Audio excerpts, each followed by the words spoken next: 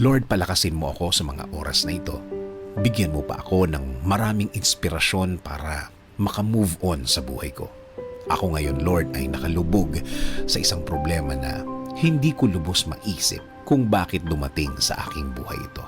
Nalilito at parang nawawala na ako. Parang walang makapitan. At alam kong walang makakaintindi ng aking kalagayan.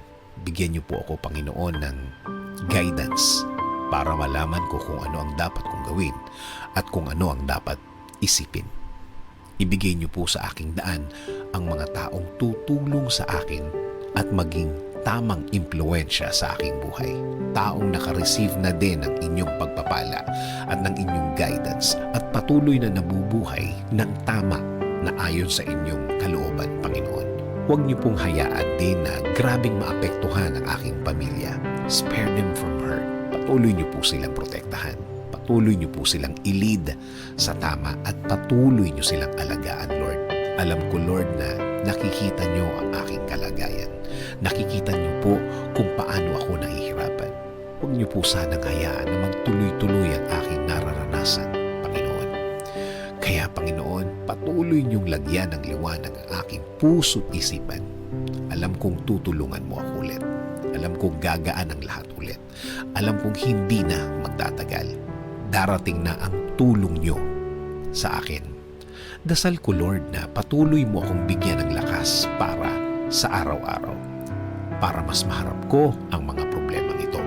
Bigyan mo ko ng talino para mas alam ko kung ano ang gagawin sa problemang ito. Patuloy akong maniniwala at kakapit pa din sa inyong presensya, Panginoon. Kakapit sa pangako po ninyo na lagi kayong andyan para sa akin at sa aking pamilya.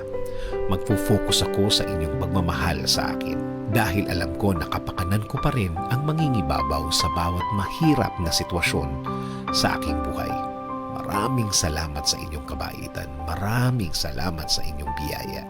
Maraming salamat sa ibibigay mong lakas at talino sa akin, Lord. Alam ko na lalakas na ako at tatalino sa mga araw at linggo na darating sa aking buhay. Itinataas ko din po ang aking bayan, Panginoon.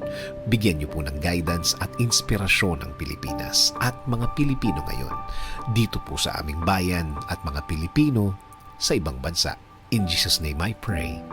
Amen. Sabi sa Psalm 46:1-3, God is our refuge and strength, an ever-present help in trouble. Therefore, we will not fear, though the earth give way and the mountains fall into the heart of the sea, though its waters roar and foam and the mountains quake with their surging.